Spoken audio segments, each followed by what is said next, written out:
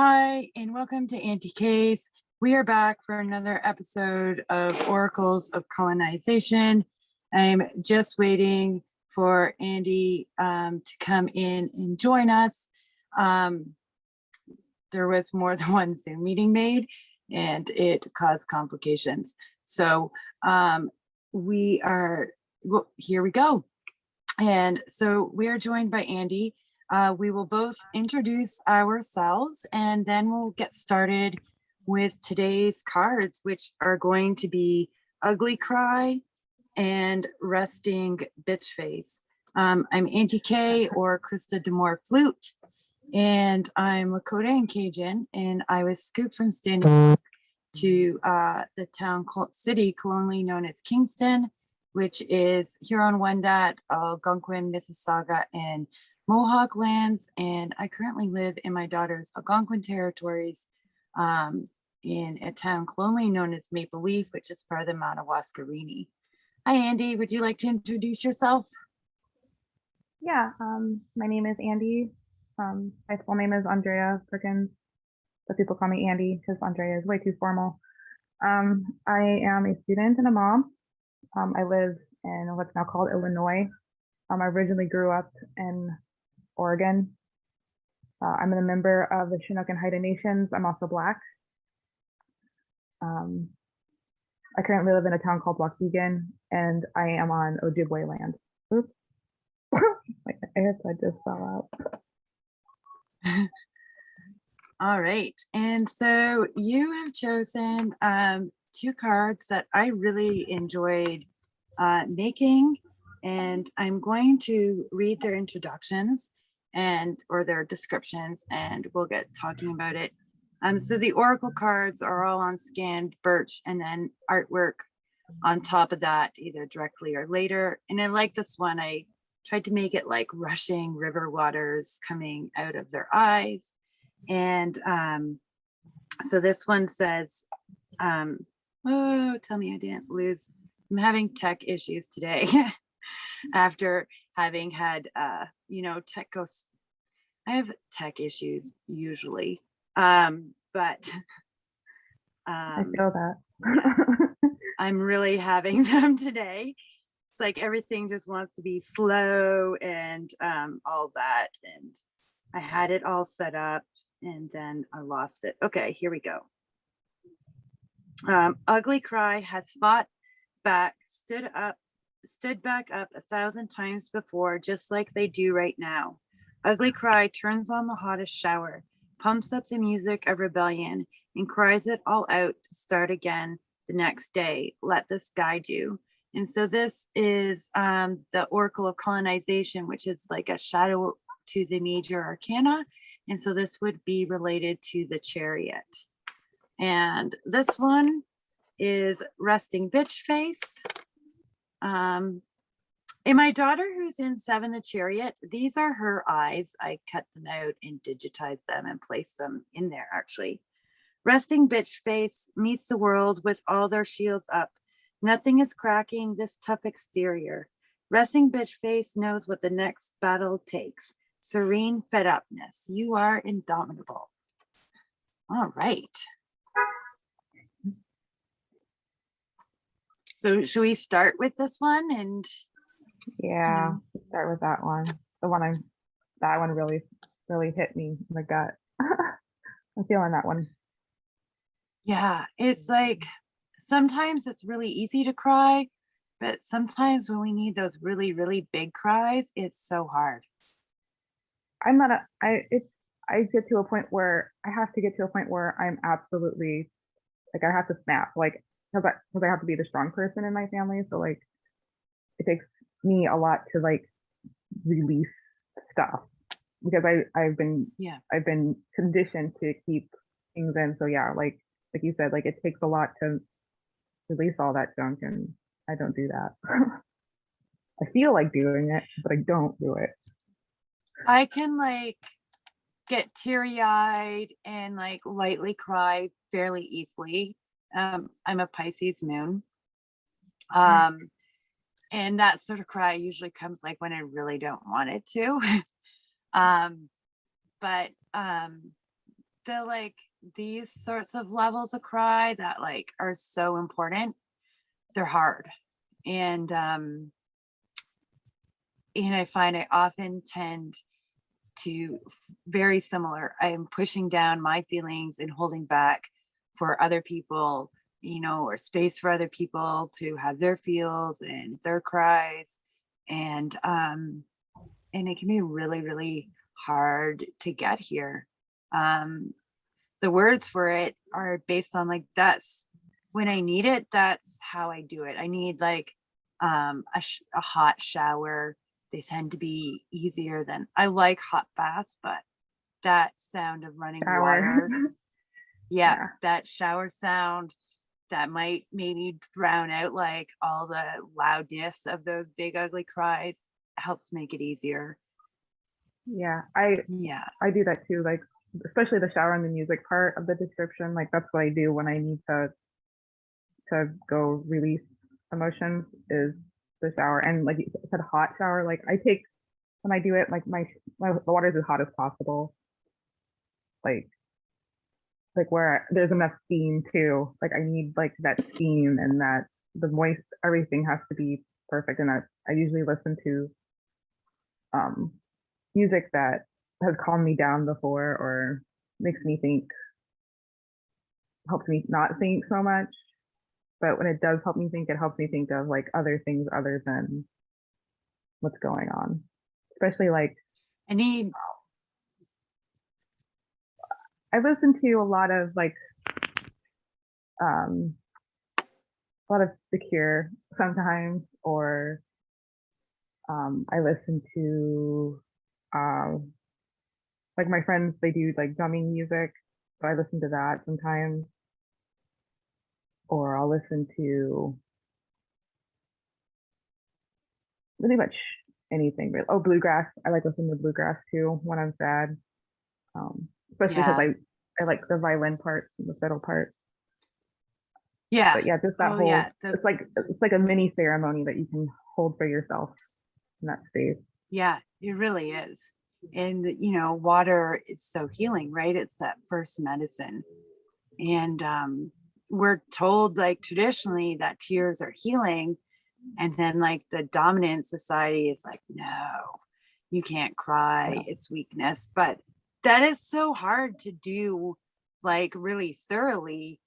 I think gives credence to the fact that it's a strength and it's a medicine. I need angry music. I like a lot of like dance and hip hop. Savage Family is like my go-to for pulling out like all my really angry feelings that I need to get out. I don't currently have the capabilities of a shower, which is like another deal. Yeah, Yeah. that's been nice though too, because you can add stuff to the bath like herbs and salts and stuff, and that's sometimes nice too to do. I like that. And like what I you said about have like, go ahead. you okay.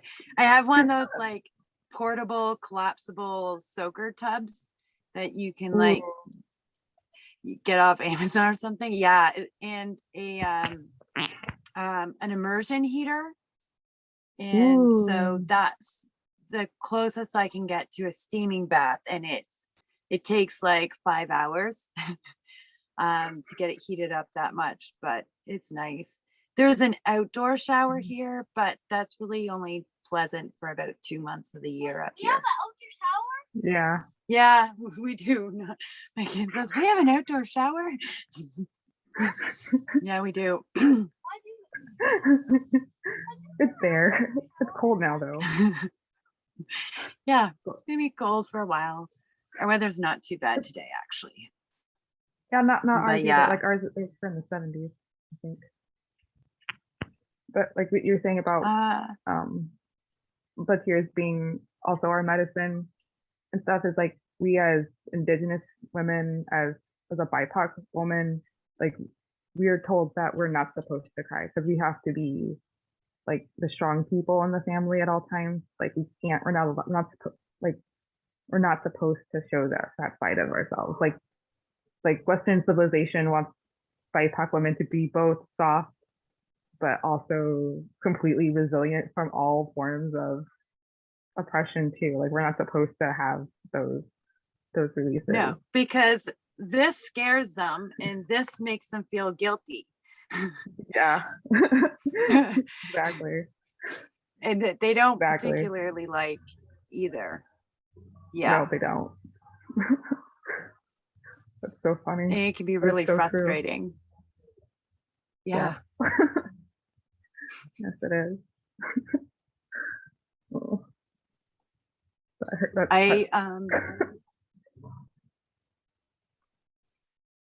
I for years like didn't realize why other people thought I looked angry all the time. And yeah, and it seemed like people only ever read me as like angry or sad or angry or sad. And it felt strange because I felt like I really wasn't expressing either of them. yeah, I understand that too. Like people go, "Oh, you're you're you're very intimidating," and I'm like, "How? I'm not I hate intimidating. Like that I don't." word. I'm This like, goes more to I'm this. like, Yeah. yeah, like that. And I Like I don't hate it. have like, especially at work. They're like, your eyes are like very. I was like, I'm just paying attention. Like I'm just soaking everything, and I'm not out here like being mean or anything. I'm trying to be mean. I'm really not. Like I'm internalizing things. I'm studying things. I'm preparing. I'm seeing the world around me. I'm not out here trying to intimidate anybody. I'm not a very. If I am Yeah. intimidating, if I am going to be intimidating, you're gonna know that I'm being intimidating because it's usually when I've been. Oh, your sound went. My back. Oops. You're back. Can you say that Okay. again? I said if I am intimidating, it's because I've been pushed to the point where I have to be intimidating to get a point across, especially like in my academic work. Like I have to sometimes be intimidating so that way they don't walk all over me. But I'm not like a like at my core, I'm not that person. I'm not an intimidating person though. I'm Yeah. intimidating when I have to be intimidating. I feel that too. I get like really offended when some, you know, some white person says I'm intimidating, and I'm like, you've got like half a foot and 50 pounds on me. How am I intimidating? You know, I can sound loud and angry when I feel I have to be. But like I don't even actually I would lose in a fight. You know, and intimidating to me, I always implied like, um, you know, a physicality and a level of like fear of pain or hurt. Mhm. And it's like, I don't even actually know how to fight. I suck at it. I don't know how to throw a punch. I'm just like a loudmouth, and that's like the extent of it. And like my size and build isn't classed as intimidating either, but I also know that like studies have shown that, you know, settlers see people of color as bigger and larger than they are, and it's like, okay, but like I'm also really pale. But yeah, another one I've been called is along those lines was incendiary. Yeah, that one too. Been called that. Oh, Yeah. it's always when you're fighting for space in colonial places, like in colonial space, when you're just trying to seek the truth and teach the truth, and then they're like, "You're being incendiary." I'm like, "No, I'm not. I'm trying to. These are facts that I'm trying to lay before you, and it's not my fault that your feelings are hurt by these facts. That's not my fault. And It's not that's my like like settler rage that's is what not I my fault." feel is really behind it. And I'm really glad you said it, because that's what it feels like is really behind it is like it's not that, because even if I'm not being angry or whatever, yeah, um I you get that, and it's like, yes, it's just that the words are uncomfortable for you. And that's really very different than anything else. Um Yeah. or if like I've got this part going, but some emotion creeps into my voice, um then there's that aspect of it too. Like if the emotion creeps into our voices, then it's straight back to like Yeah. this fear that, yeah. And I feel like that's also like a way that like in certain spaces, like colonization has taught people to like a subtle type of gaslighting almost like they push us to the point where we do have this bad emotion in our voice. And then when we finally do have an emotional response to their bullshit, it's like, why are you so emotional? It's like you're the one you're the one pushing the buttons here. And Yeah, you you're the wanted ones this is the discounting my response you wanted. humanity. Yeah, this is what you wanted. Like this is the response you wanted because this backs up your perception of me as a loud as a loud angry brown person. But it's it's insidious. That's really what it is at some point because it backs up It is. that backs up that narrative. And you're right, they are pushing for it. I hadn't thought about it that way. But you're right, they are pushing for it. And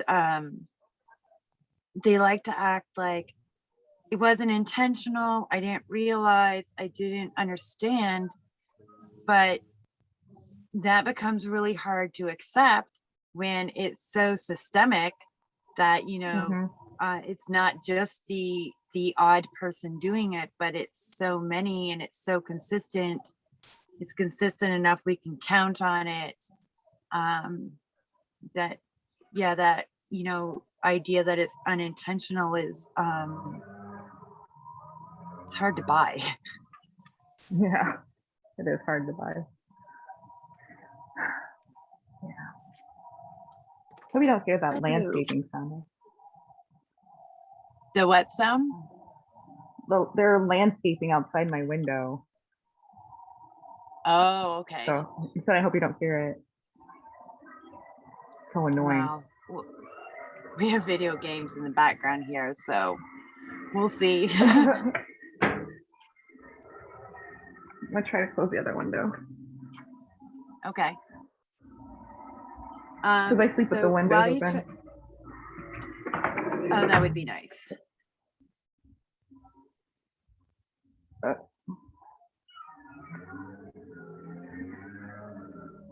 all right. Like there's nothing growing. Why are they doing landscaping? Or like there's nothing there to landscape. And like so many people want to dig in and start gardening and landscaping at this time of year, but they actually shouldn't be, because there's still so many April. insects, like, yeah, there's still so many insects like bees and things. Don't dig in your gardens when the bees aren't awake yet, folks. Yep. You're going to Found need it. them to make those gardens grow. Exactly. No, that's like, nope, let's do this. Yeah, that's frustrating. We looked at our outdoors today, and does the bottom of the driveway need cleaning up? It's like, I think it should wait till like it's warm, because cleaning up the bottom of the driveway, even, there'll be lots of critters and all that. Living under there. Yeah.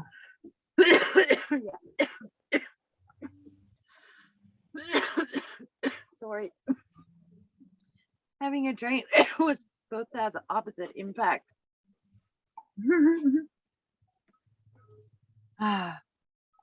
So with the ugly cry, I paired it with the chariot, which is like that strength of will. And in the description I say it's not a choice, because I don't think willpower is very often tied to choice for marginalized people. In the image here, it's my daughter, you know, busing from, you know, downtown out to the suburbs to, you know, sell those all essential bath bombs and bubble bath to, you know, to suburban people who can't live without those things during COVID even. So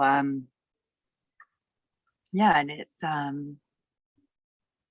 Feel that. she's had like a lot of both will and ugly cry moments in that, you know, this, you know, having to get up and do this survival every day for more than just yourself. Yep. Because it's when what we're doing is about the survival of like our whole household, or our families. um, you don't really get a choice. Nope. Like we don't get that being both brown and working class, you don't get the choice. You don't have the privilege to wake up and choose not to have to do something to take care of your family. Like you have to participate in a system that doesn't want you there in the first place. Like I've been working this whole time during the pandemic, and I totally get that.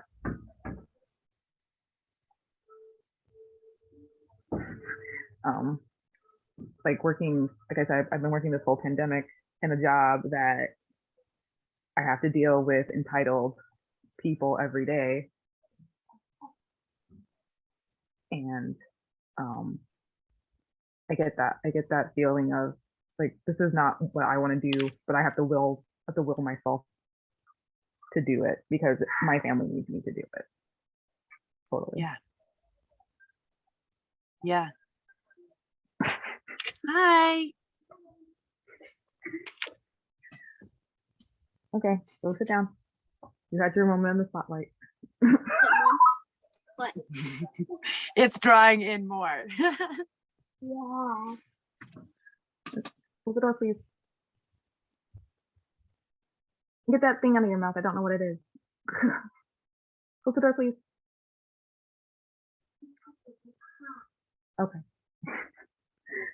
And these are the people why we have to do the various things we have to do, you know. Yep. In your case, it's like children. For my daughter, it's older family members. And, you know, and that's not part of that middle class suburban story either, right? Like,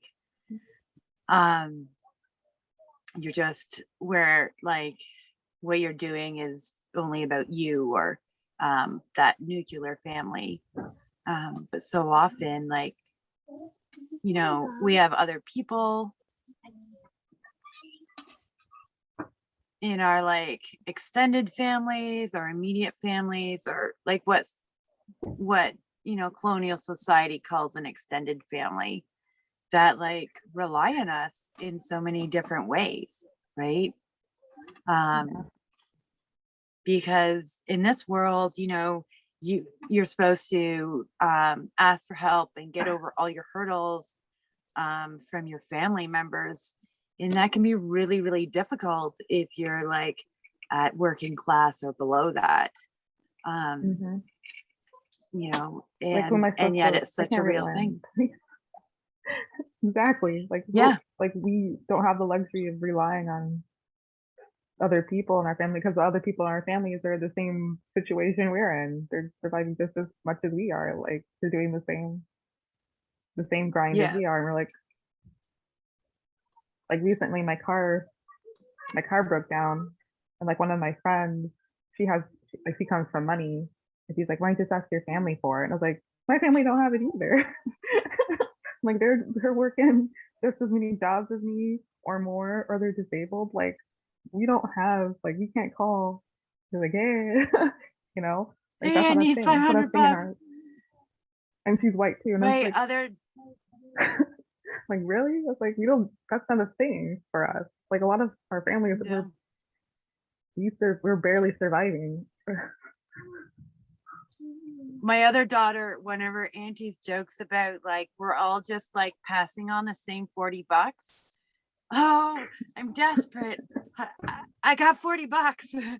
And we just like passing it around like nonstop for God knows how many years. It's the family 40. Yeah. Yeah, I feel that. I feel that. Yeah, but she asked me once, did I pay you back that 40? I was like, oh, probably 6 times. Who knows where it's at? It's just gonna keep going around. Yeah.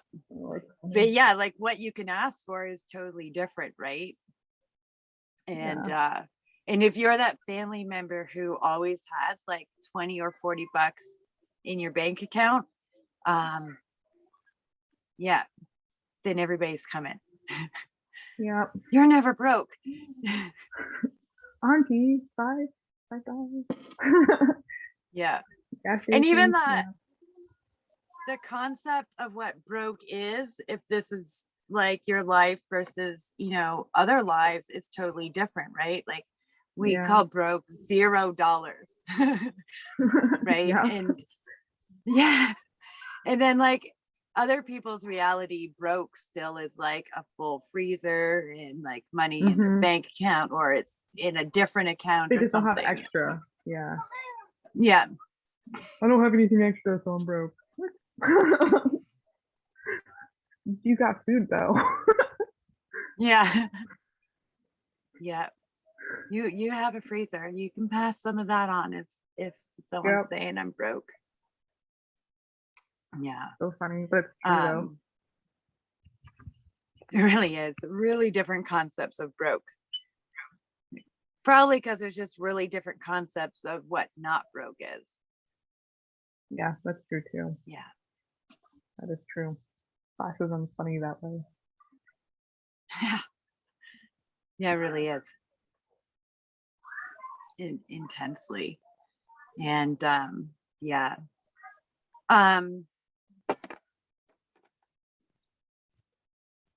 How often would you say your ugly cry moments consist of like having to get through these moments?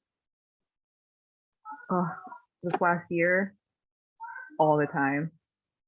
All the time. Like I said, working through a pandemic, it's been the most surreal thing I've ever experienced. It's like the most nerve-wracking atmosphere to be in. It's like I've never like I've worked with the public my whole life. Like since I was a kid, I've worked with the public.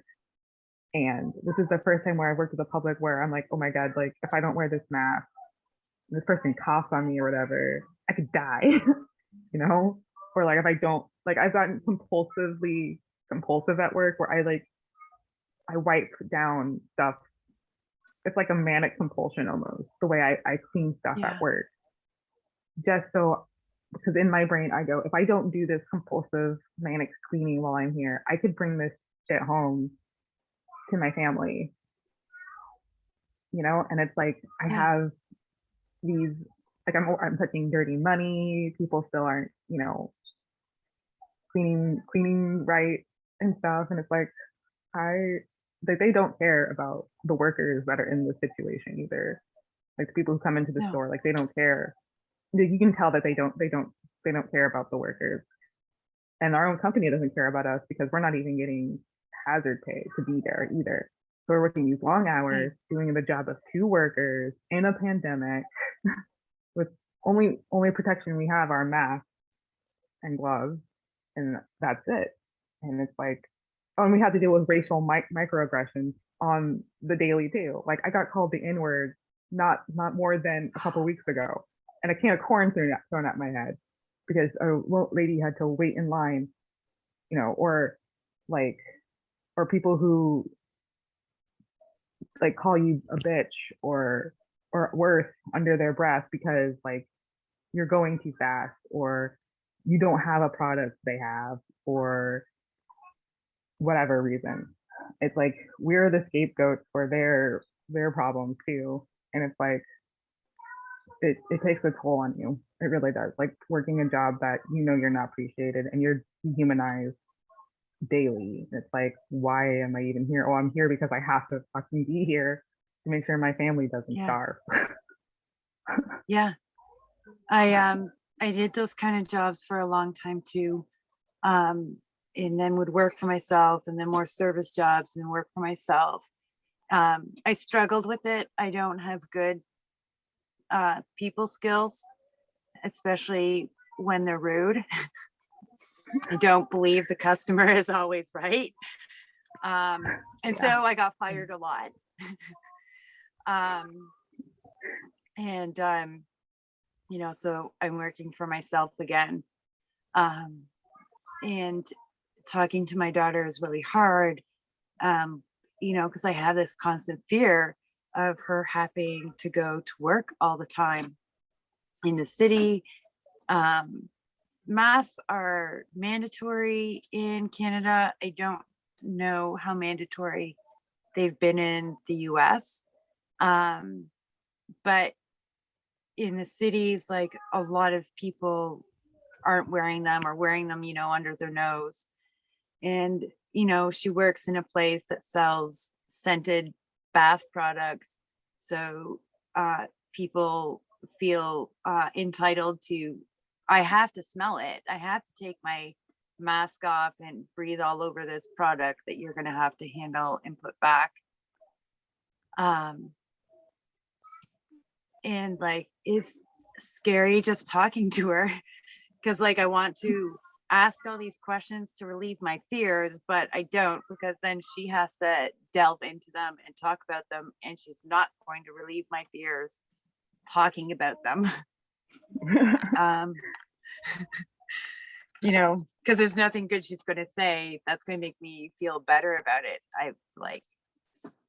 I'm fortunate. I live in like a hamlet, and everybody wears their mask to the corner store / gas station / liquor store / post office. It's all one store. It's very cute. It sounds cute. It is, and it's given me like this immediate relief in my surroundings with my almost 7-year-old. But I have adult children in the cities and one in land back, and in the cities it's just Cities are gross. they are. I needed to get out for my mental health. It is gross. There's a lot of really entitled people who don't understand that, people like you and her aren't there because you want to be there for them, or maybe they do. Maybe they do understand you don't have a choice, and that's why they feel entitled. Actually, Probably. They're like, oh well, she has to be here anyway, so might as well. Yeah, I think that sometimes too. Like they know exactly like what people are going through. They just it's like whatever to them. They're like, well, they have to do it. They don't have a choice.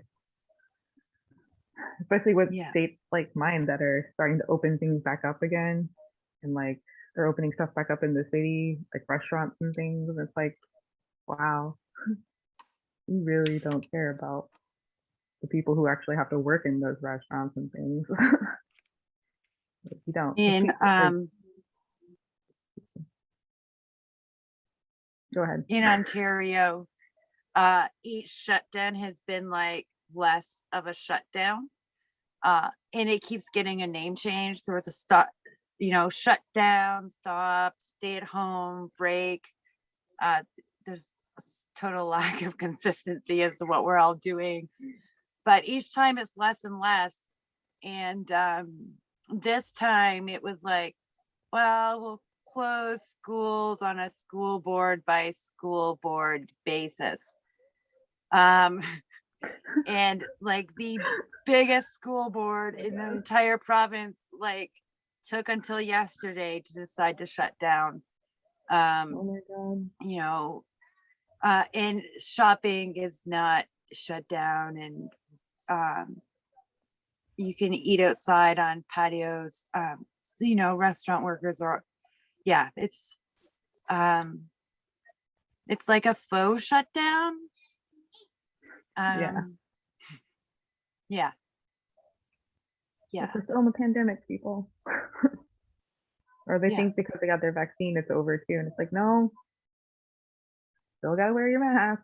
Just because you have the vaccine doesn't mean you're invincible now. And doesn't mean that I'm invincible. I'm not protected from you. Like, Well, yeah, no. that's one of the things. I have the first of 2 vaccine shots, and you know, I can actually still catch it. Well, I could anyway, because my immune system doesn't get full immunity from vaccines. Um, but say I did, like you can still catch it. You're just gonna have like either no symptoms or mild symptoms. So you can still pass it on to people. Exactly. It's just you're not likely to die if you're vaccinated. That's Yeah. Like, you still need that's to wear a mask, people. You still need to be washing your hands. You still need to be distancing. You still need to be doing all of that. But they're just like, whatever. Yeah. time to time to do all the stuff. It's like, ah, yeah, it's really frustrating and overwhelming. Um, it is. And that's how I feel when like it was coming last year, I was like all panicked. I was like, holy shit, if this hits like North America, we're screwed. North Americans are way too entitled to like mm-hmm. consider you know, behaving in a way that other people expect. And I mean, this is such a reality that like, you know, Black, brown, indigenous people can see because, you know, they have these expectations of us that we have to fill all the time for their comfort and sense of Mm-hmm. safety.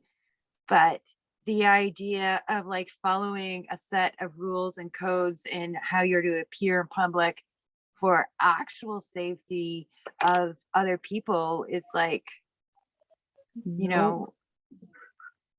know, Can't no. do that because And my freedom. My freedom. Can't yeah, do it because my freedom. Gonna be a jerk. Don't get it. yeah, yeah. I really don't get that mentality at all. It's like the bare Well, minimum too. it is. It is really the bare minimum. It really is. In having lived most of my life in a university city, you know, I saw like Asian students wearing masks throughout flu season or anytime they weren't feeling well, just as a matter of like common good. You know, but the the idea when you have like immense privilege to sacrifice some privilege for the good of others is um yeah, it's actually why I don't have full immunity from vaccines, um because I caught mumps from an anti-vax family, Um, and um it yeah, it destroys your immune system, and that does. yeah, That's awful. Sure. yeah, That's frustrating. That it so frustrates me so hard. frustrates me. You know, I'm they had frustrated for decided you. that like, you know, these vaccines might potentially maybe be dangerous and will live through these diseases. And it's like, yeah, yeah, you are wealthy enough to, you know, have good enough health to come through these diseases. You're correct, but And get not all of us care are. and get the care you need. Like, you don't have to worry about being exposed at some job where it's also a health hazard, or being on transit that's also a health hazard. Like they have all these Yeah, overlapping privileges to keep their the exposure ability down. to take sick days, Mm-hmm. Yeah, we don't have the that. pre there's uh in Canada there's sick days depending really on your job. So, you know, lower income jobs, it's a privilege to get sick days. And the premier is currently blaming this third wave on these people for going to work sick when they have no sick days. Yeah. Your sound went out again. You know? Yeah. Oh, and out again.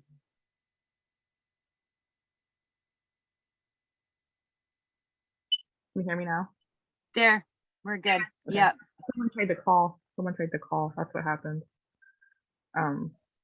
Yeah, like we don't have that luxury here in the States, especially because we don't have, we don't have any kind of healthcare here in the States. So like, if we have so many Terrifying. workers who like, oh well, I have to go to work regardless of if I have a fever or not, because if I don't, again, we're gonna starve. Like we don't have that. Like there's been days where I've gone to work sick and I probably shouldn't have gone to work. I probably should have stayed my ass at home. But because I need the money, I have to go to work. And it's like, well, I can't Yeah. even go to the doctor. I can't even do that. I don't have the money to go to the doctor. I don't have the means to go to the doctor. And that's what the reality is for a That's lot of people here terrifying. in the States. It is.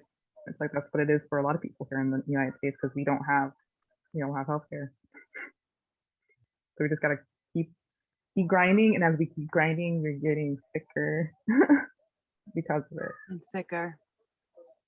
Yeah, because it wears down your immune system too. Um, the level of food, the level of sleep, the level of stress.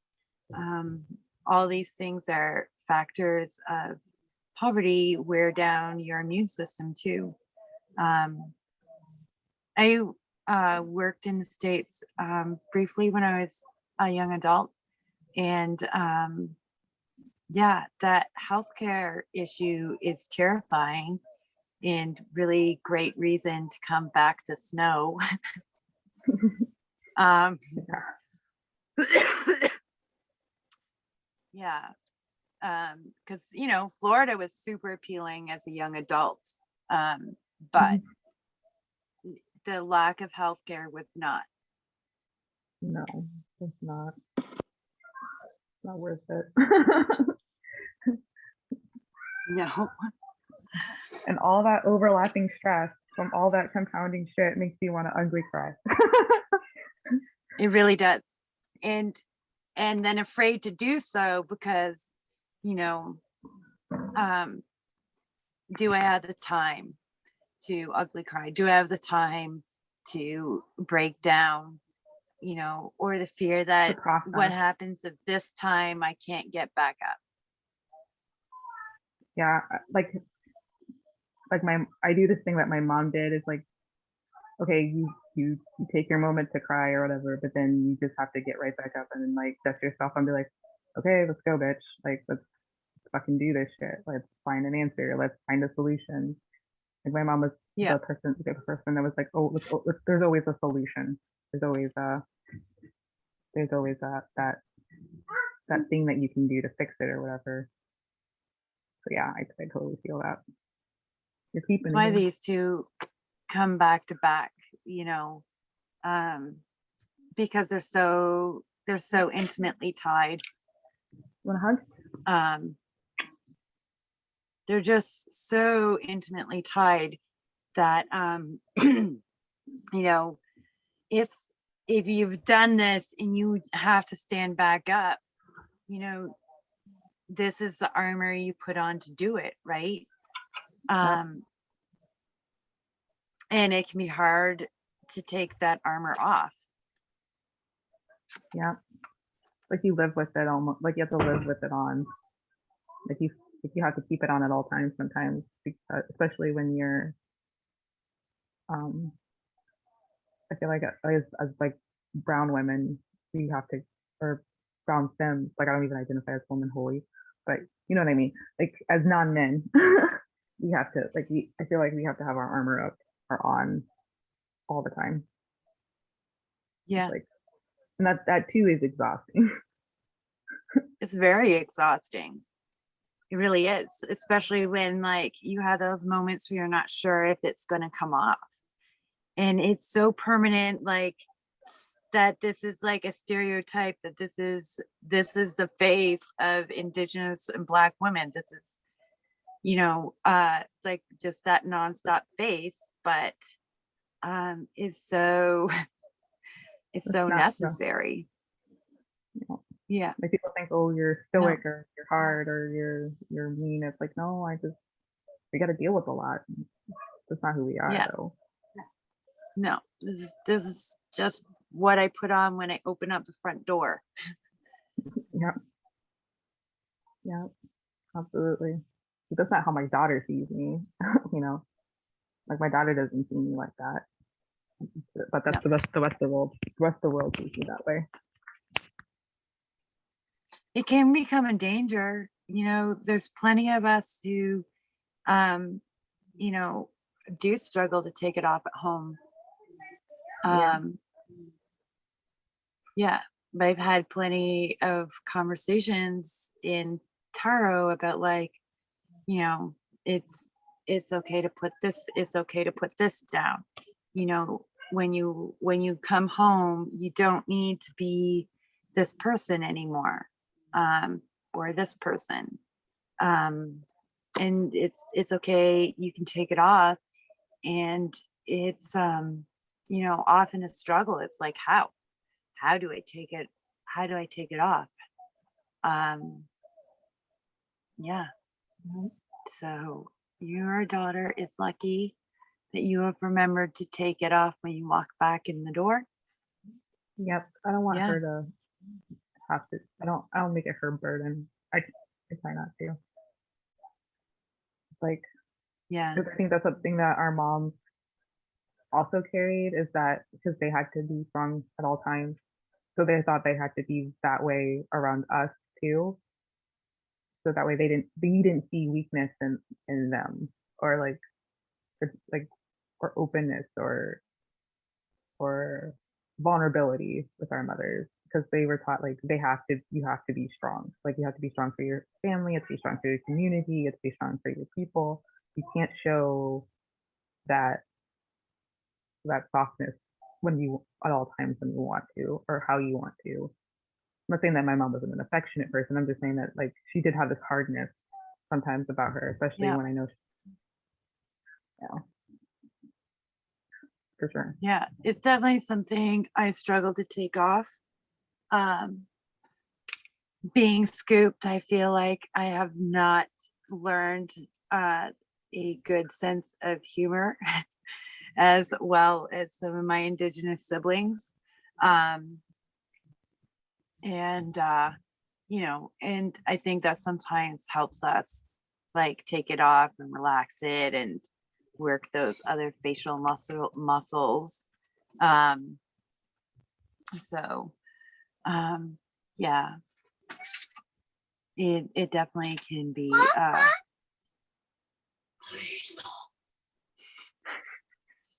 he's gonna eat my soul. That's good.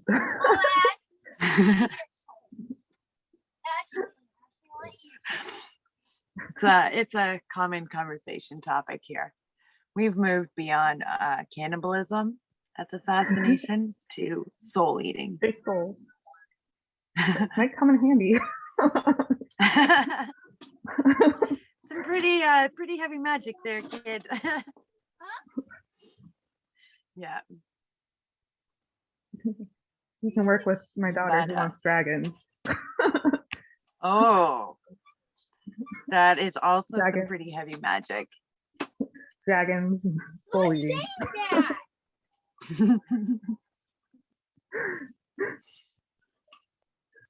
Yeah.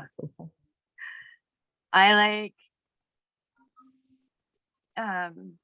I noticed when my kids learned to put this on, the resting bitch face on, and like I have this regret, like reparenting, because like I parented adult kids and I had another one, well, kids to adulthood, and then have another one. And so I had this like knowledge that it, it will grow and it will come. And one day I'm going to see that, that face come out more frequently. Yeah. Yeah. I'm wondering, like, that's interesting. It's an interesting perspective because I don't have any older kids. I just have my 6-year-old, and like, I do wonder about that. Like when she gets older, is she gonna see like how I handle situations and then apply them to her life how I did with my mom? Like I think about that because I find myself acting just like my mom, and I go, oh my god, I'm acting like my mom.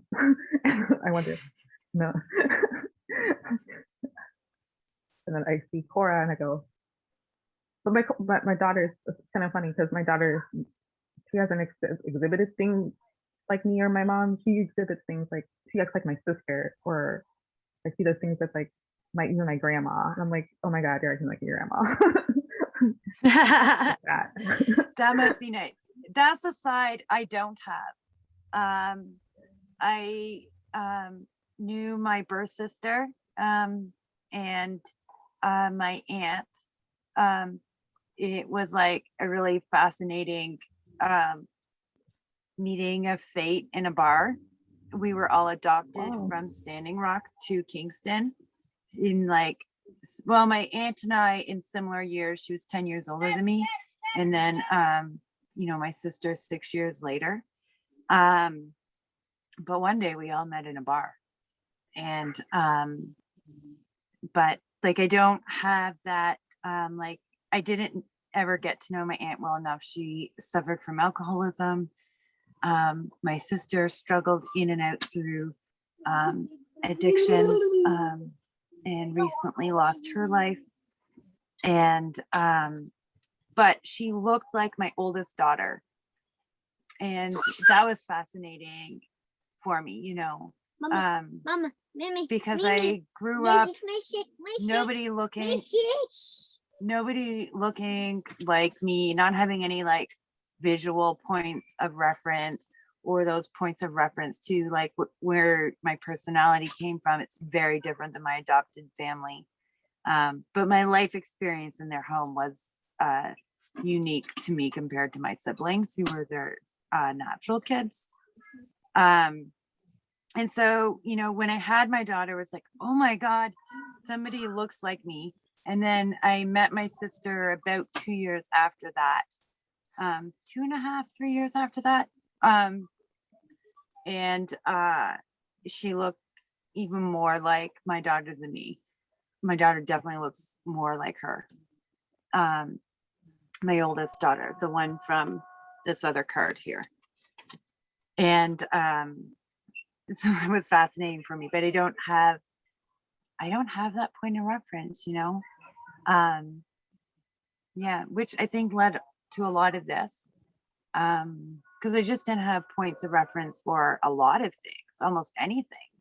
My big thing when I left home at 15 was I wanted to meet Native adults because I only knew natives who were scooped with one exception. So I didn't know any Native adults. My life natives were only children. Yeah.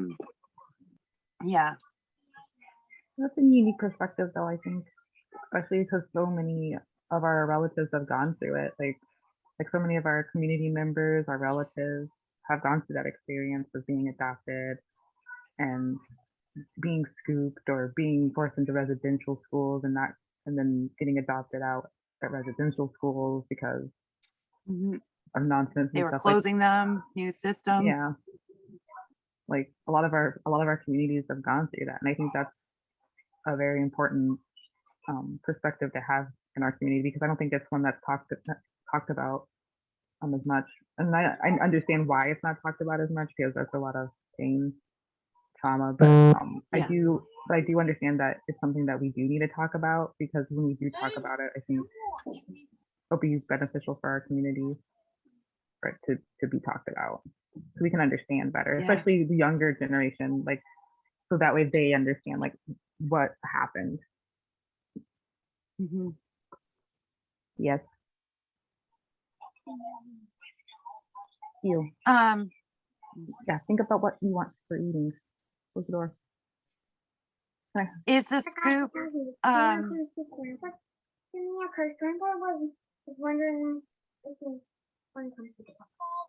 No, I don't really want to go to the park, but if you want to go to the can. Okay. is the scoop ongoing in the States to the same degree it is up here? So what they do Because I here know in the- that there was a law passed in 1978 in the US that was largely ignored about Yeah. scooping Native kids out, but ICWA, from my understanding, like it still continued to some degree.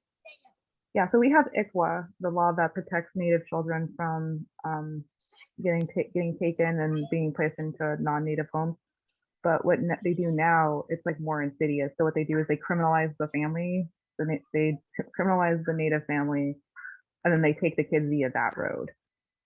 Like they'll Yeah. find a reason to criminalize the Native family, and they're like, oh well, this isn't a suitable atmosphere for the child, so they'll take the child and then they'll put the child in the system, and that's how they do it now. And it can be over any minor infraction too, like oh, say you ran to the gas station and your kid was standing outside. Oh, gonna call the cops on this Native mom for leaving their kid outside, or something that oh, white families are allowed to do. yeah, or I have a white friend who will like leave her kid in the car to run into the store, and I'm like, I can't do that. you do that. Nope, Yeah. nope, I can't do that.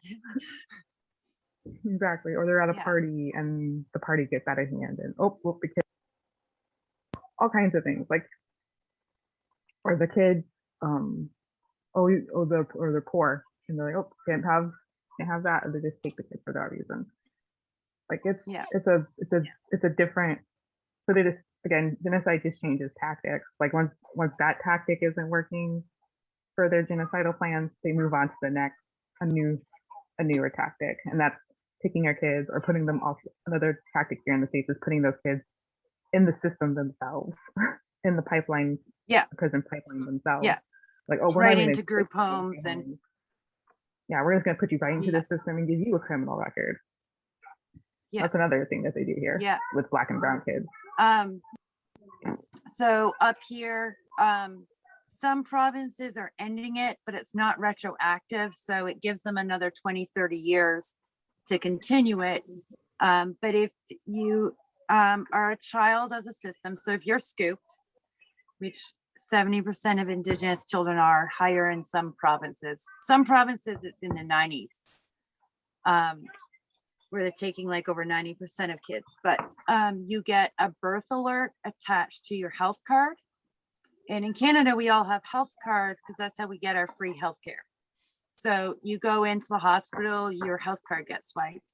You go in the doctor's, your health card gets swiped. So if you go into labor and delivery and your health card gets swiped and you were scooped, there's a birth alert on it so that, it says, to call CAS, which is Children's Services here. And then they come in and are like, oh, you who live through the system, there's no way you have the skills to parent. We're going to take your kid.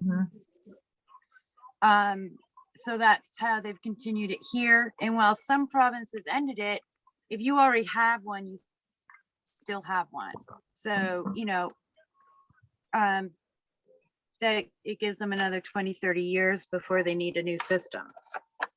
And like the scoop, like we were talking, a lot of people went from residential school to the scoop because that was the new program as they phased out residential schools. Yeah. And it did start, the idea did come from the treatment of Black people. Nova Scotia had a high Black population, and Children's Services and the church, we were highly involved in taking Black children out east. And then it was just reapplied to Indigenous people as they were phasing out those schools. Mama, go pee. Okay. It's the same like you So, did years ago. Yeah.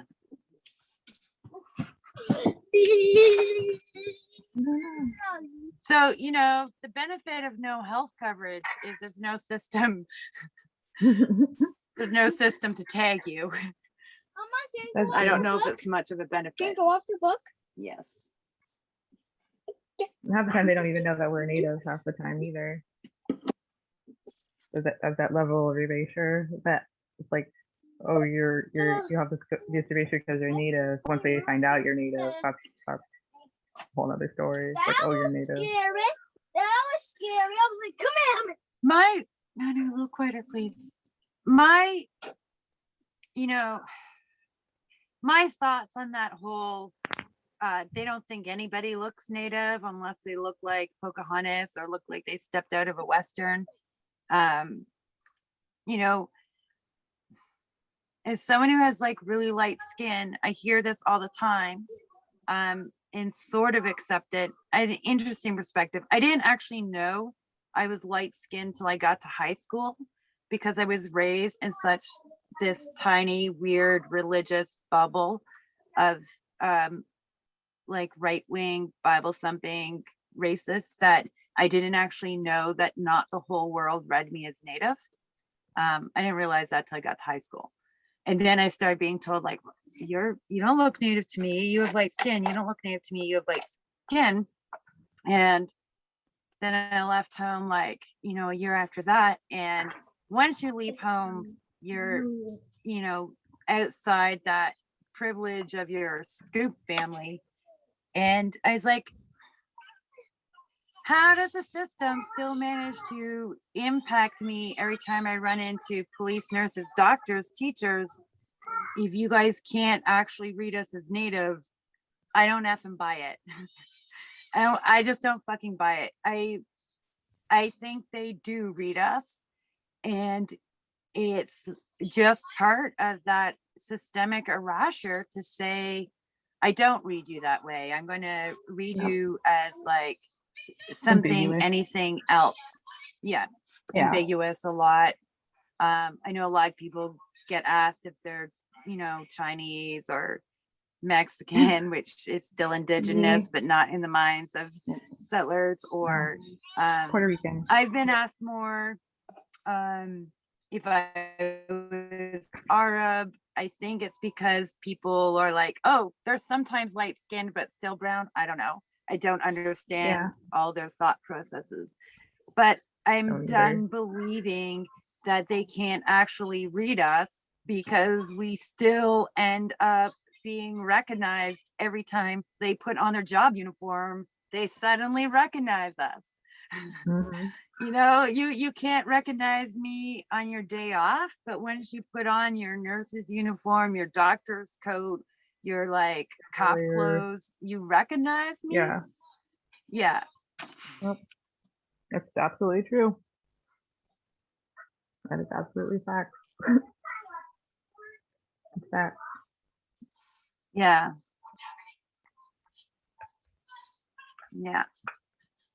And yeah, it was a bizarre and unusual childhood that led me, I think, to like see these different aspects of it, from having these different understandings thrown at me as to how I was read. Yeah, that makes sense.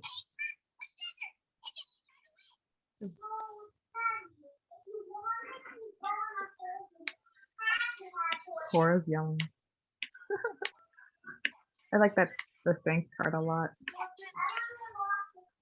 This one? Me too. Yeah, it's from Elsa Patag. I remember when that happened. Like, I remember that day, especially, like, seeing it on the news. It was super powerful, and it was. Like, I'm even thinking. I like, believe I'm in no period. I think about it. Like, I believe incredible. in a diversity. I believe in a diversity of tactics, and Elsa Patag used a diversity of tactics. They really did. They didn't demonize any tactic, which, you know, settler society really likes to do. All the various approaches were really valid, And I think that in and of itself was one of the strengths of Elsa Batog. And, probably also allowed for this moment to happen. Because there would have been some safety in like knowing that, your people were going to keep going and use every means available to them. Yep. Yeah. Like it was like I remember seeing that and I was like there, like you have just our medicine up against colonial violence, and it's like how powerful is our medicine, and at that moment you're like our medicine is powerful against other colonial violence. And you're reminded at that time that especially for non-indigenous, like indigenous non-men, like women and two-spirits and stuff, like you see the strength of that medicine in that moment of colonial violence. And I think when those moments happen, that's when people started paying attention to what was going on there too. Like that's when it got more notoriety. I think that's when the more news channels were paying attention. More people were talking about it on social media. Before that, it was just natives talking about it. Like it was just our own media circles talking about it. Yeah. I talked about what was going on up there, and then that happened, and that's when I saw non-native talking about it. It's like there always has to be that one moment during an action or a protest where something happens that makes people outside the community that's being affected actually pay attention to that moment, and that was one of those moments. And like, that says a lot. This is the moment it took to pay attention to what was going on in Elsa Batog. But like, a woman had to kneel in front of all these cops. And really, really like the amount of strength to be this vulnerable and like to put yourself in that vulnerable position for your whole nation, is amazing. And, there is this pause in that moment. I mean, they did come and arrest and drag her out and all that, but there's this moment of pause, like this. I like to believe that they were afraid, that the other side was afraid of this immense moment of strength. I think they were and I absolutely believe that. I believe they were afraid. It was a huge turning point. It was. Like they had guns. And they had guns. And then there's this moment of fear, and it comes from so many things. This fear that this person isn't afraid of you and your gun. What will it take to make them afraid? And probably also this fear of like, what do we do now? We can't shoot an unarmed woman praying in front of all these cameras. And then that moment of cowardice when they decide to arrest her. And well, this is like a really iconic moment. This happens a lot, and it does. My younger daughter, who's 20, she was 19 this time last year during the rail blockades, and the cops and pulled their snipers on a friend of hers, and I watched this on live stream. I don't do that anymore. And then she stepped in front of her friend between like the guns and her friend. And I was really proud of her. I was proud of her because it brought me back to this moment. But I was terrified, and I was like, why the hell did you do that? And she's like, I'm my skin's lighter and I'm feminine, and they'll be way more afraid to shoot me than him. Yep. And that's really true. It's really true. She was right.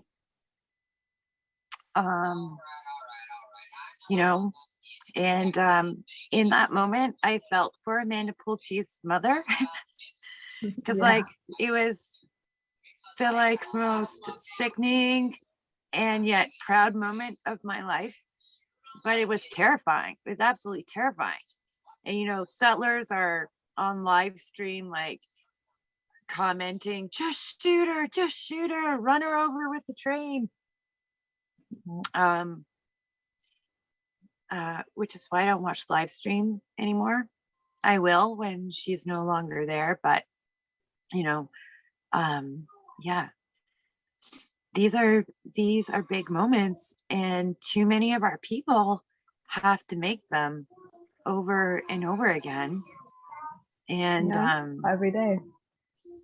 Every yeah, day, from Standing Rock to the Stoughton camp to the Line 3 camp, like, or even Mauna Kea in Hawaii, when they arrested the elders at Mauna Kea. It's like we have to go through these moments like that where we have to see our people go through this settler violence on the daily, and that's also like it's traumatizing as well. Like as Black and Brown people, we have to see that colonial violence on our people. If it's for natives, it's us protecting our land, or our women for standing up against our missing and murdered women and Two-Spirits. For Black people, it's us fighting police brutality on the daily. And it's like no matter where we go, we have to like see that violence like everywhere, like on our people and on our communities. But we have these moments yeah, where like these moments here that remind us that we do have that strength of our people and our ancestors, and like while it sucks, we still do it. yeah, We still do that work. yeah. They still do it, and they're yeah, they still do it. They're still willing to like put themselves on that line, for all of us. And you know, we also know sometimes they do shoot back, like Dudley Mhm. George during Ipperwash, the Oka crisis. They do sometimes shoot back, and there is no guarantee that um, There's retaliation. There's intimidation. that they won't. When yeah, and the retaliation comes eventually. Like, she was arrested. My daughter has since been like targeted by the police for like attempting to continually catch her and arrest her. um yeah, they don't like them, and they will retaliate eventually. If not immediately, they will eventually. you Yep. know um these are the actions that get you put on lists, and Yeah. that really happens. Yeah. Yes, any it does. any of us who've been involved in this work and done Freedom of Information Acts, you can get quite surprised when you find out those results, right? Yeah. Absolutely. Yeah, yeah. Ow, Cora. And those follow you along for a long No time. meow. No meow. No meow.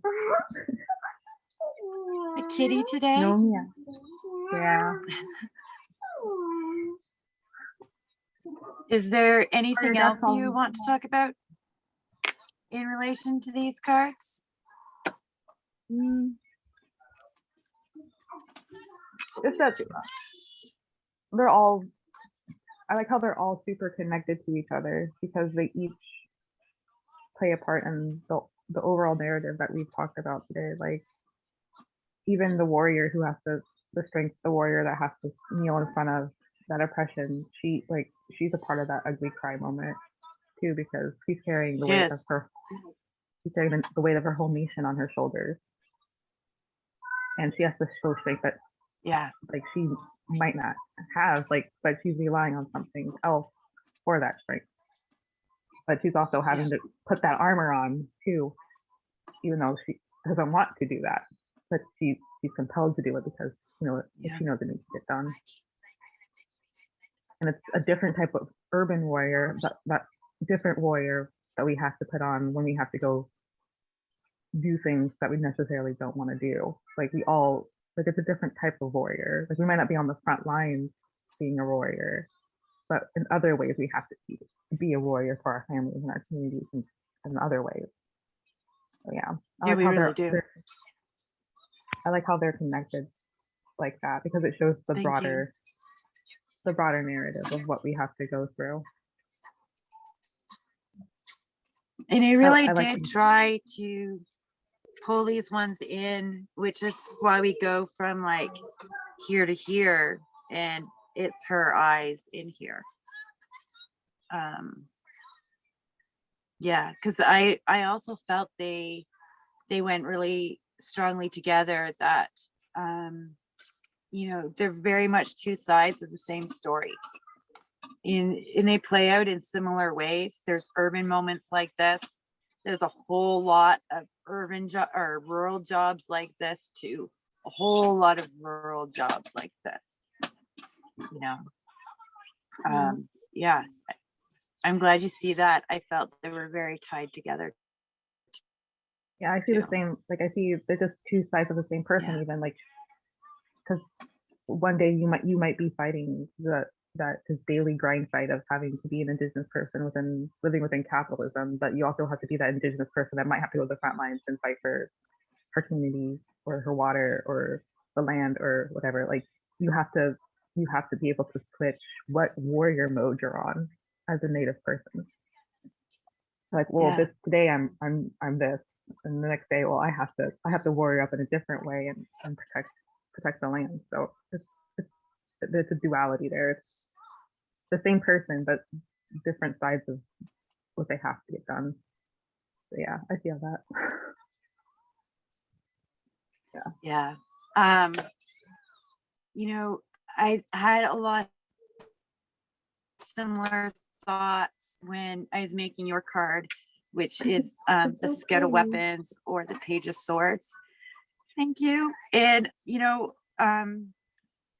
because it was a similar thought to that, like to go through like the education system at these levels, and still have to work crappy jobs, and to take like all that knowledge from like, from like those colonial buildings, and then some of the things that you talk about, it's a different type of warrior too, to get out there and like not just call out oppressions against us, but like to call out oppressions between us, which in a lot of ways I think, to me, they're even more important, because like, you know to me they're more important because I really think that, like, Black, brown, and indigenous people, we need each other. We need each other. And when we all figure that out, we'll realize we're the majority. When you put us all up fucking together, we're the world majority. And that's really important, I think, for an indigenous people to understand, because we're like an excessive minority. Yeah. It's a different type of warrior that like we really need. And I imagine it takes like a whole lot of bravery to have some of the conversations that you have, because you're not going to get backlash from Becky. You're going to get backlash from your siblings. Yeah. Like even with my own people, like people are like, well, why do we need to work with the Black community? And it's like, well, we need to work with them because our oppressions are tied together. The work that needs to be done is tied together.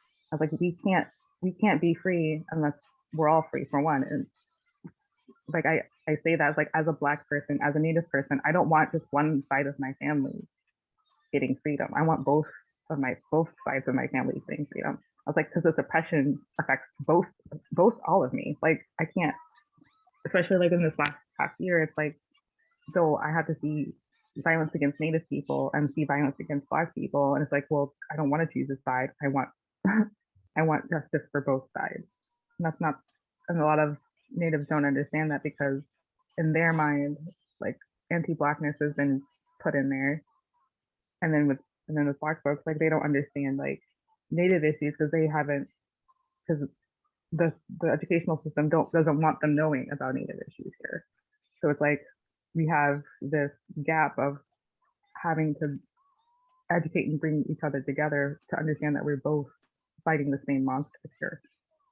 We really are. They're so innately tied together. Like, you know, Indigenous oppression aided Black oppression. Black oppression aided Indigenous oppression.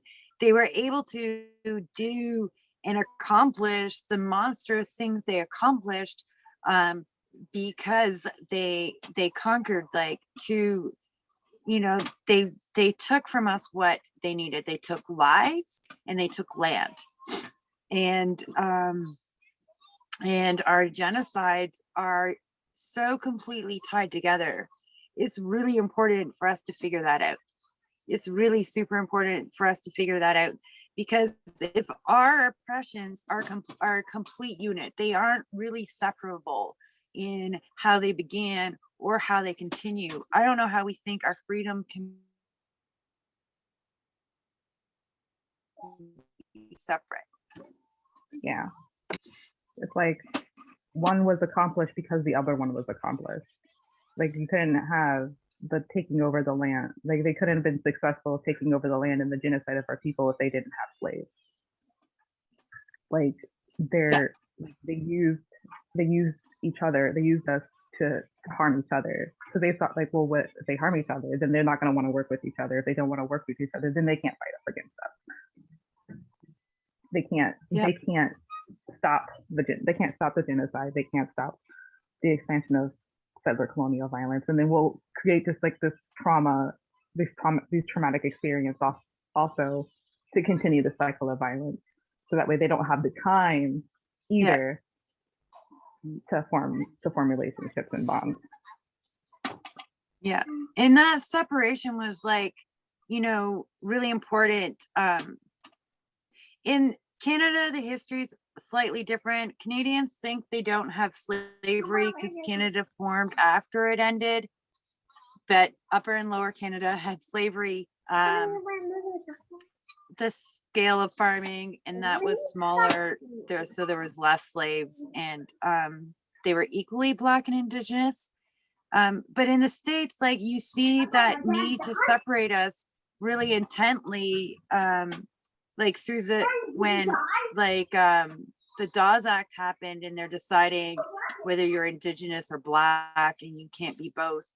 And like that speaks really clearly how important it was to separate us out. Yeah. And it's that thing that like a lot of Native families go is like, well, you got to choose. Do you want to be Native or do you want to be Black? Like you can't. Like, a lot of Natives have this perception like you can't be both. Like you're either part of us, part of this community, or you're part of that community. You can't be a part of both. And it's like, well, I am. Like you don't get to decide that. Like, I am, because our teachings say we're not supposed to ignore our ancestors. So you're telling me I'm not supposed to ignore my ancestors, but you want me to ignore a whole set of ancestors just because you feel some type of way because of it? Like, because of colonialism has taught you to feel some type of way about it. Like, I'm not gonna ignore my Black ancestors because you feel some type of way about that. Like, because my teaching it goes against my teachings. Like, you taught me that I'm supposed to honor all my ancestors. Like, and no. that concept comes from colonialism. It's a colonized idea. Yep. Because you can be half white and half Native, but you can't be half Native and have something else. My daughter goes through that too. I made a card about it that we're going to be talking about with somebody else, called Whole Self, and it shows a hijabi Native. It's actually based on one of her childhood friends. But yeah, that there's this idea that you can only have a second identity if that second identity is white. And Mhm. that's very much about making sure we don't join together. Yeah. If you can't even join yourself. Yep, that's how settler colonialism is so insidious, and how it changed, it's completely changed like how we even see each other, like, or how we even like form relationships. Like, it doesn't want us to do this and this and this, because they know if we do those things, that's a direct, that's a direct attack on the structures that they put in place to keep us apart, and they don't like that, especially in the academic world. They don't like Yeah. it. They don't like us working together academically either, because they feel like we're ganging up on them. Then Mhm. they don't like Black and Native scholars working together, because they feel like we're asking for too much, or we're ganging up on them, or we're trying to do too much. It's like, no, like, we're not trying to do too much. We're just trying to undo what you've done for the last 200 years. Like, it's not, Yeah. and we don't Yeah. want to, we're not the generation of waiters either. We're not going to take a rain check like our predecessors either. Like, we want this shit done now. Like, The first time Idle No More and Support Palestinian Human Rights teamed together in the city I used to live in for a protest, there was a meltdown of like, oh my God, they're teaming up. Yeah, it became a long-term partnership, but it certainly freaked out, those settler forces, the university. We hosted it on their property. Yeah, and it scares them, and we should realize, how important it is to stir that fear up some more. yeah, Amongst them, not amongst ourselves. exactly. Make Yeah. them uncomfortable. Like, they go out of their way daily to make us uncomfortable. Like, no, like, I don't care about your comfortability. Like, I've gone past that. Like, as an Indigenous scholar, I'm past making them comfortable. Like, I don't care about your comfortability anymore. Like, this is something that people need to learn. Yeah. And black scholars are doing the same thing. It's like, we're done making you comfortable. We are ready to teach you the things that you need to be taught, because we need these things taught to the next Yes. generation of people. Like, we can't be sitting We do. here continuing this narrative, because it's not helping anybody. It's not helping you. It's not helping you as an educator or a white person. It's not helping me as an Indigenous person either. It's not helping either of us. Like, No. especially these universities that pretend to I be progressive or whatever. I go out of my way when I'm asked to speak to make people uncomfortable, because I'm aware that part of their comfort in asking me to speak was my skin tone. And so I like to make them pay for that. And I think, that's a responsibility I need to take on.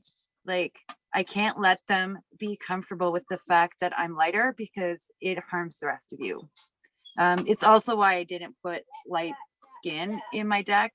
I didn't need to be represented by my light skin. It doesn't serve my kids, doesn't serve my people, doesn't even actually serve me. But showing the variety of brown skin tones is important. And it is one of those things I have to be aware of with that lighter skin privilege, that sometimes they just want me because of that skin tone.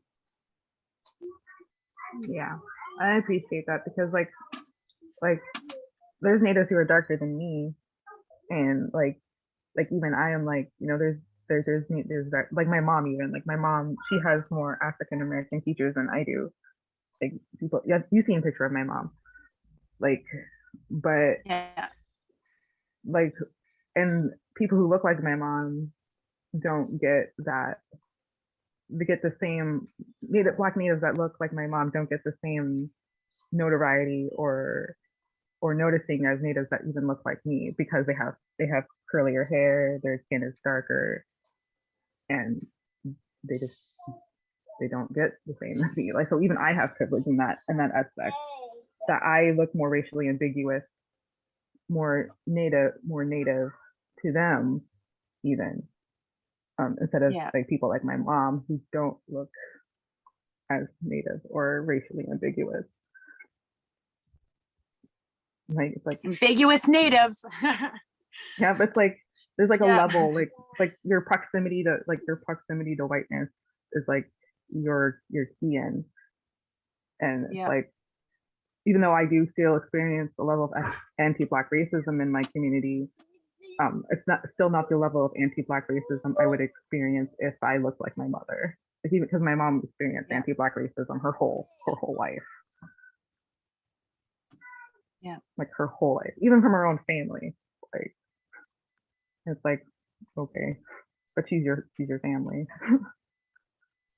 I know what it's That's what like to black get people. it from family. It's But that's what it's how people treat. fucked up and confusing. It really, really Yeah, is. I mean, at it's least like, it wasn't my biological family, and I could like, as I got older, separate it out like that. But yeah, yeah, it's like, okay.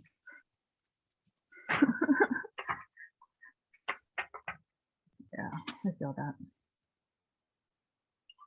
This card's so pretty. Thank you so much. I love it.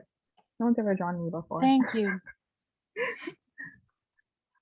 I actually like it a It lot. was drawing people I knew, and I sometimes didn't realize. A lot of times, I didn't realize as I'm starting the picture that I am or I'm going to draw a friend.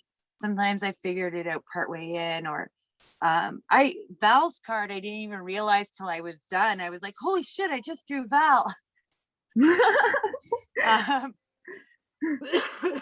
I was like, I guess this person in the foreground had best be her son. But it was one of my favorite things to do because I wanted a tarot deck that looked and represented my communities, and it really, really has, because you're all in here.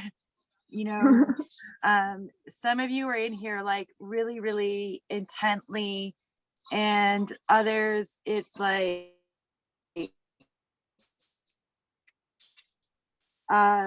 it's more ambiguous. Is Ahanu's dad, but like you can't really tell, but I know. Yeah. And like some of the other cards with kids in them were inspired by like my kids growing up or nieces and nephews, and those ones don't necessarily look like them all the time, but like I was thinking of them as I drew it. It was a really, really wonderful process to like, you know, put these all in here, and it feels amazing for me to like hold this deck and to work with these images. And You did a really good I'm job. so excited and, you know, and nervous about getting it to Kickstarter or possibly Indiegogo.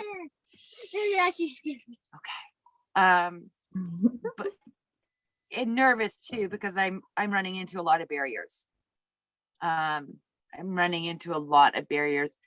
I can't actually host one myself. So I have to have a co-creator do it for me because I lack sufficient ID, a bank account that meets standards, and a credit card. Yeah.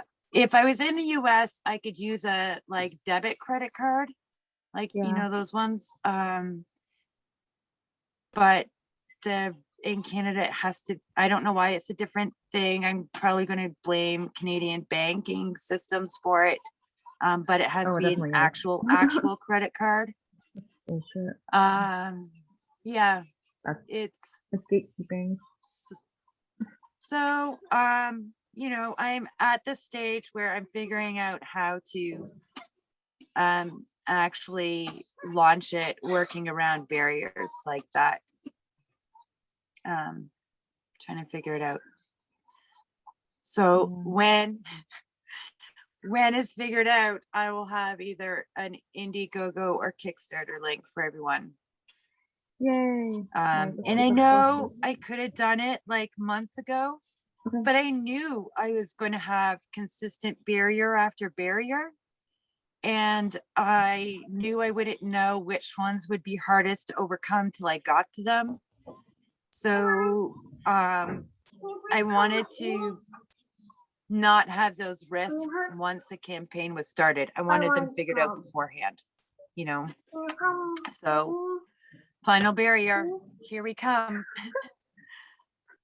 Well, Yeah. once you put the Kickstarter Thank up, I'll you. definitely share it. I'll definitely Thank share it you. once you get the And Kickstarter thank up. you. Thank you for being in my deck. Thank you for talking about it with me and, you No know, problem. supporting this. And yeah, I've enjoyed No this problem. conversation. Me too. No All right. problem. Glad I was happy to See you happy to later. help you. See ya. It's been wonderful. See you. Bye.